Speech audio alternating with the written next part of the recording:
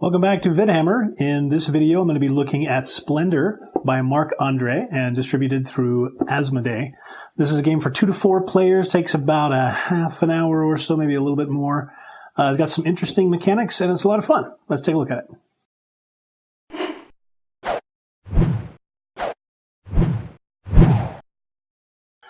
In Splendor, each player takes on a wealthy tycoon of some kind. Use your imagination to determine what you want to be. But you are acquiring and trading precious gems and trying to do a better job of it than the other players. The game is played to 15 victory points, and you gain victory points through certain cards and through nobles. At the start of the game, you will have noble tiles drawn at random equal to 1 more than the number of players that you're playing with. So in a 4-player game, we would have 5 of these out here up front. That's all you're going to have through the course of the game. And they give you additional points if you meet the requirements for them. Now, through the game, primarily you're going to be either taking gems or using those gems to acquire these cards that are out here. Now, in a 4-player game, you're going to start with all of these, but each single gem type, there are 7 of that total. In a 4-player game, you would play with all 7. In a 3-player game, you only play with 5 of each type. And in a 2-player game, you only play with 4 of each type. That is for the regular gems that are here. There are also these gold jokers, which there will always be 5 of those. You're always going to use all of them. And those come into play in a little bit extra way, which we'll explain later. But on your turn, you're primarily going to be doing one of 2 things. Either you're going to draw gems. If you do, that is your entire turn. Or you're going to acquire a card, which if you do, that is your entire turn. You basically get 1 action each turn. If you choose to take gems, you will either take 3 different types. Suppose I take some obsidian and some emerald and some ruby. Yay, there I go. Or I could choose to take 2 of the same color. Suppose I want 2 of those sapphires. I could get 2 of the same type. But that's all I get, so I'm getting a little bit less for it. Also, you cannot take 2 of the same type unless there are at least 4 remaining. So if there's 4, sweet, I can take 2. But if there's only 3 left, you can't take 2 of that same type. You have to end up taking 3 different types. Now, once you've got yourself a few of these things sitting in front of you, which you need to be wary of because you have a limit of 10 tokens total that can be in front of you. If you ever get to a point where you're at 9 and you want to draw some more, well, you can only draw 1 more. I'm sorry, you got to find a way to get rid of them before you can get more. And this is the way you go about it. So instead of drawing tokens, you can go for trying to go after these cards. The card has a cost in the lower left-hand side. If I want to acquire this, it's going to cost me 1 diamond, 1 sapphire, 1 emerald, and 1 obsidian to get it. If I pay all of those, then I pick up that card, and now this is with me. These cards represent different things in the game. The first tier down here represents mostly mines. The second one represents artisans, your little gem traders, and transport of getting them back to your stores here, which I guess is where you're selling them off to. Maybe it's sweatshops where you hire the people that you forced into slavery in your mines or whatever. Who knows? But once you have acquired one of these cards, it now gives you a bonus for the rest of the game. This card is going to supply me with a ruby now. Each time I go about trying to get a card, I've got essentially 1 token for free every time I use it to buy something. So if I want to go after this obsidian over here, if on my next turn I take myself a couple of greens, the turn after that I can purchase this with 2 green and the red from my card to pay for it. Now I've acquired that one.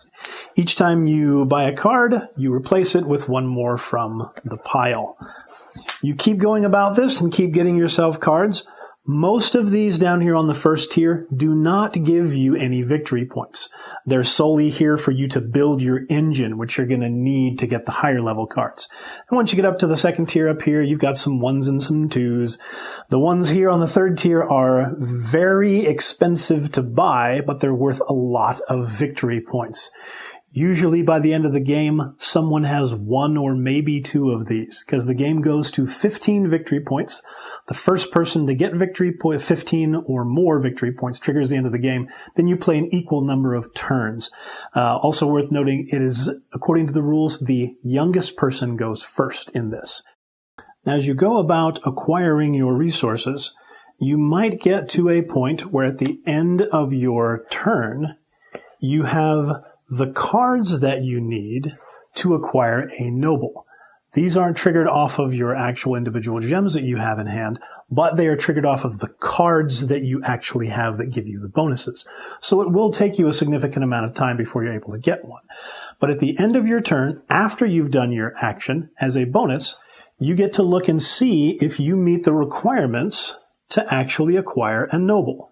If you do, you gain that noble and you gain the corresponding victory points for it. It adds to your total immediately. So if it puts you over 15, that will trigger the end of the game. It can be hard to get nobles, as it can be hard to get any of the resources that are out here because everyone is competing for them at the same time. There is, however, one other thing that you can do on your turn. Instead of taking the standard 5 gemstones that are out here or acquiring a card, you can instead choose to reserve a card. This is important when you're looking at something where you don't have the resources to get it yourself, but you're going to soon, and you say, oh, I really want to get that green card because there's not any other green stuff out here and I really want it. So I want to get this, but I don't have the resources to buy it now. I can instead choose to reserve it. I will pull that one aside. Nobody else can get it now except me. And for doing that, I also gain 1 single Joker coin. This is a resource that counts toward your 10 total gems, and it is a wild card, so you can use this to pay for anything at any other time in the game. You can only have 3 cards reserved at any one time. If you're able to purchase one of them, then you could reserve another one to add to your total.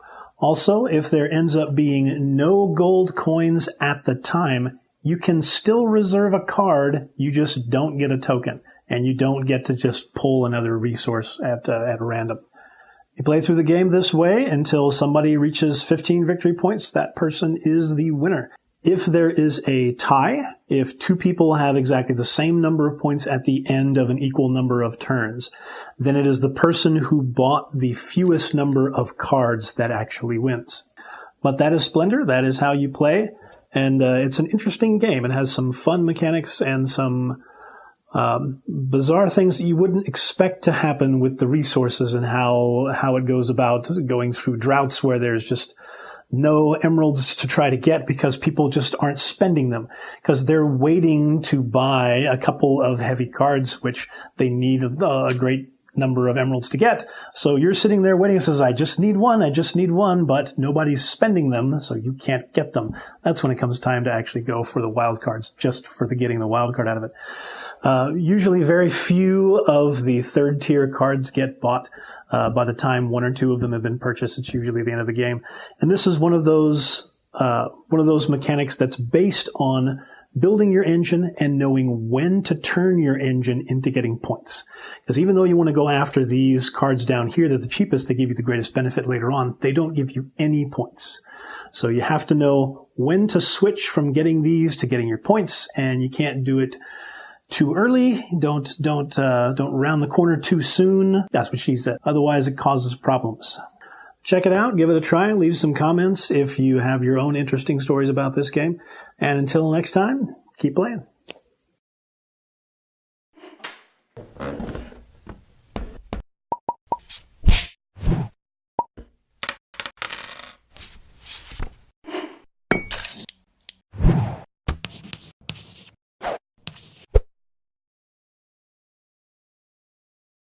It's been out for a while, but it's been out for a while. I don't really know what that is, but it's been out for a while. Leave a comment for exactly what the hell quile means. It might be right up there with confefe.